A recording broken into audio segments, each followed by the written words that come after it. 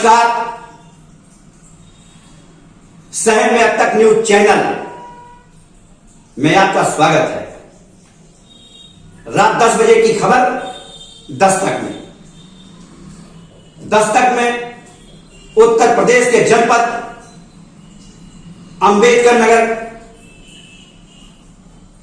Kjær जिला चिकित्सालय का मामला। जिला चिकित्सालय में कभी डॉक्टर पीटता है, कभी डॉक्टराइन पीटती है और वहां एक समुदाय का गुंडों जैसा बर्ताव और मरीजों के साथ बर्बरता होती है। यह कई बार शिकायत किया गया जिलाधिकारी अंबेडकर नगर से और जिलाधिकारी अंबेडकर नगर लगातार निगरानी करते हैं। कभी कभी अस्पतालों में एकाएक पहुंच जाते हैं, लेकिन जिलाधिकारी का वहां जाना, वहां पहुंचना और वहां के डॉक्टरों के सेहत पे कोई असर नहीं, क्योंकि वो सेहत सबकी सही करते हैं। तो इनकी सेहत जिलाधिकारी कैसे सही कर सकते हैं, ये सोचनीय प्रश्न है।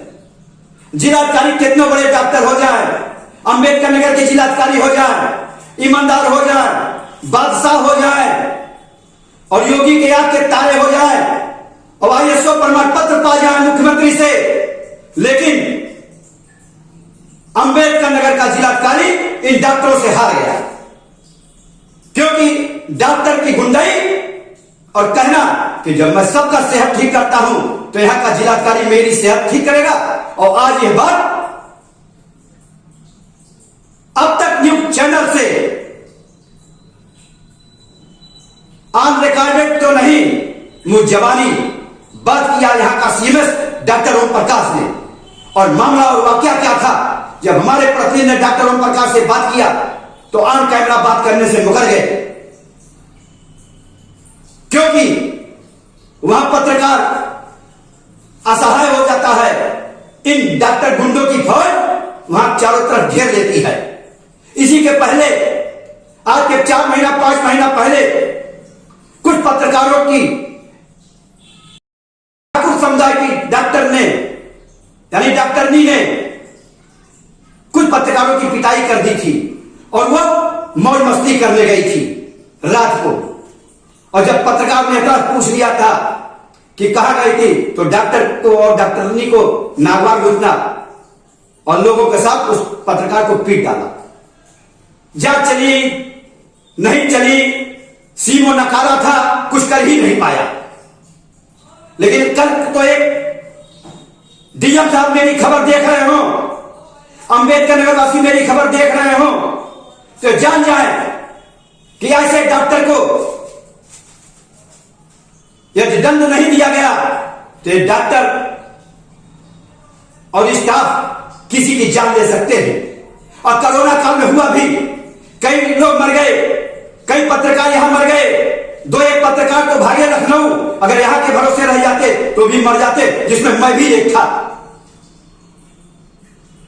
कि यहां सिलेंडर रखे थे, चोरी से नहीं देते थे और इनके गुर्गे और इनके जो दलाल हैं डॉक्टरों के वहां मज रहते हैं, जब वो कहते हैं पैसा पाते हैं तो सिलेंडर भी दिलवाते थे। उस समय का हाल था ये कोरोना काल का।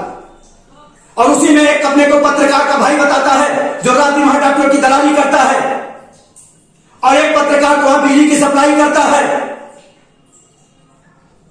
और रात दिन वहीं लगा रहता है और खुद का दवाखाना चलाता है और खुद का ऑपरेशन थिएटर चलाता है। ये कैसे? ये सब वहां एक तिकड़ी फीट है, इन लोगों का गैंग है और उस गैंग के जरिए ये सब संपादित होता है। और उसी के तहत कटेहरी ब्लॉक के प्रतापपुर चमुरखा की एक औरत अस्पताल में आई भर्ती होने। DM साहब आप भी कान खोलकर सुन लीजिए, अगर सुन रहे हो तो। यह सरकार को बदनाम करने की चेष्टा है, जनमानस में सरकार को हराने की कुचेष्टा है आप लोगों की। और भारतीय जनता पार्टी की विदाई आप ही लोगों के जरिए होने वाली है, यदि आप लोग ऐसा ही करते रहे तो।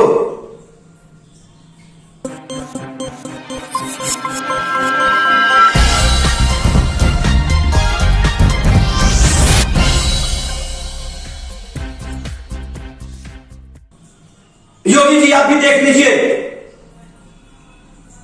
आप छटकना पटकना बंद कर दीजिए, क्योंकि एक पत्रकार ने नून और रोटी मिर्जापुर में खिलाया था तो आपने उसको जेल भिजवाया था।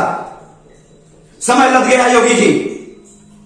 हम तो आपकी बात करते हैं, आपकी सरकार आने की बात करते हैं, आपको जीत की ख्वाहिश हमारे मन में ललक है, उसकी बात करते हैं कि ये बेईमान अधिकारी, ये भ्रष्ट अधिकारी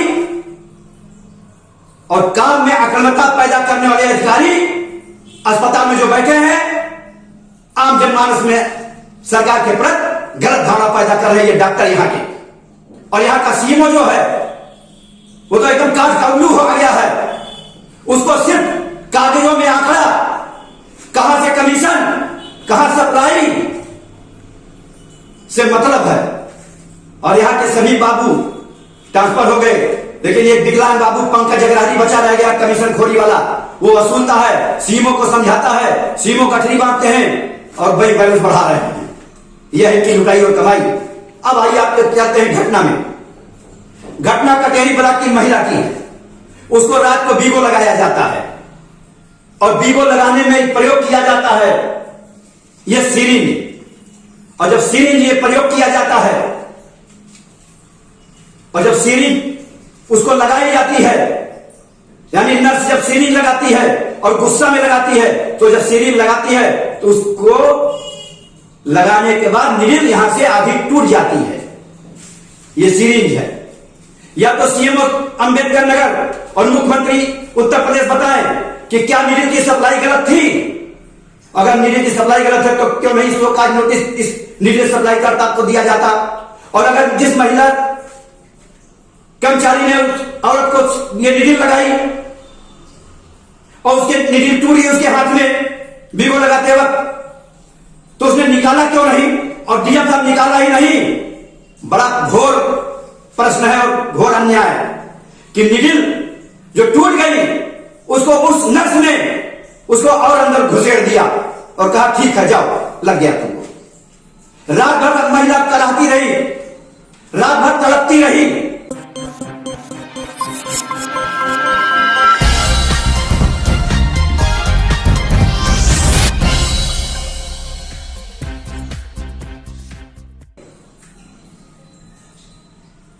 और जब सुबह उसने अपनी आप पे बीती सीएमएस को बताई, डॉक्टर ओम प्रकाश को, क्योंकि ये भी घूसखोरी के पानी में डूबा है। इसने कहा सब ठीक है चलो अभी दिखा लेते हैं। और यह काम सौंपा गया एक बढ़िया सर्जन डॉक्टर अनिल कुमार को। अनिल कुमार ने तत्काल पर्चा लिखा, लगाई गई सीरीज के बारे में एक्सरे कराया, कहा क्या मामला है, सब अभी स्पष्ट हो जाएगा। और अनिल कुमार के एक्सरे रिपोर्ट में निडिल टूटा बताया और डॉक्टर अनिल ने उस औरत के लिए भगवान पैदा होकर निकले, उसका ऑपरेशन किया, निडिल निकाला, 3-4 टाके लगाए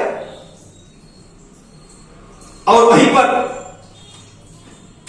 सीएमएस बयान देता है ऑन रिकॉर्ड हमारे चैनल को कि किसी की कोई लापरवाही नहीं, सब कुछ ठीक हो गया।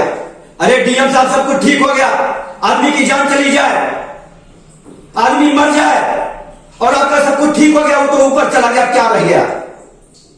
अगर तेरा बेटा हो सीएमओ, तेरी बेटी हो सीएमओ और वो टूट जाए और भगवान करे रोज तेरी बेटी बीमार हो, अस्पताल में भर्ती हो और नीली टूटती रहे, तो तू क्या करेगा। बड़ा सोचने की प्रश्न है। और योगी जी सरकार फिर आएगी, ये सबकी ललक है। आम जनमानस चाह रही कि सरकार आए, लेकिन कैसे आएगी।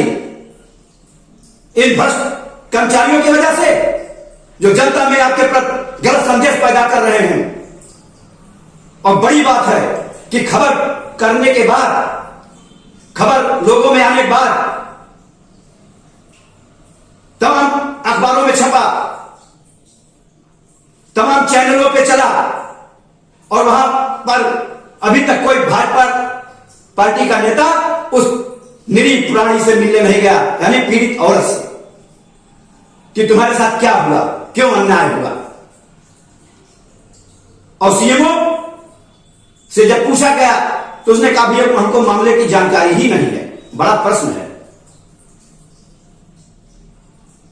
और हमको तो लग रहा है योगी जी, जो अखिलेश यादव कह रहे हैं कि विदाई का वक्त आ गया है उत्तर प्रदेश सरकार का, और सारे अधिकारी हम लोगों के